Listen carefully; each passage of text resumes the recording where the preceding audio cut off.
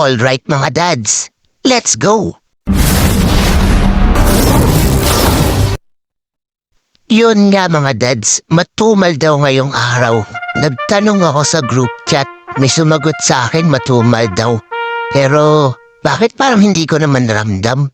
Scammer yata yun ah. Mabuti na lang talaga, lumabas ako. Kung hindi, aamagin ako sa bahay nito. Well, para sa akin talaga mga dads, hindi naman matumal ang booking. Sadyang mapili lang tayo. Namimili tayo ng mga booking na i-accept natin. Bakit? Unang-una, malayo ang pick up. Pangalawa, mababa ang fare. Tignan niyo si Daddy Reno Baladon. Accept lang na accept yan. Walang malayo, walang malapit. Walang maliit, walang malaki. Basta accept lang ng accept para kumita. Kaya walang tumal-tumal sa kanya eh. At saka para sa akin mga dads, kaya tinutumal tayo dahil sa kakahintay natin na pasukan tayo ng malaking booking.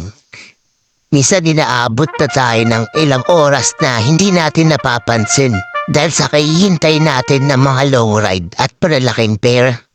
Pero syempre, diskarte mo na yun kung one trip mo lang puro long ride. Pero kapag tinumal ka, wala namang iyakan sa GC or sa mga group page. Pati tuloy ako muntika na maniwalay.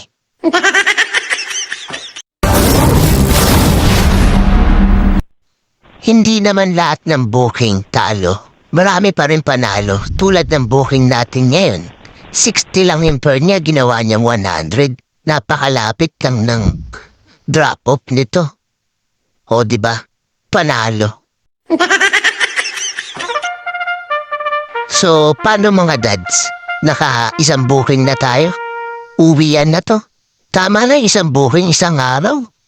Huwag natin masyadong pagurin yung sarili natin.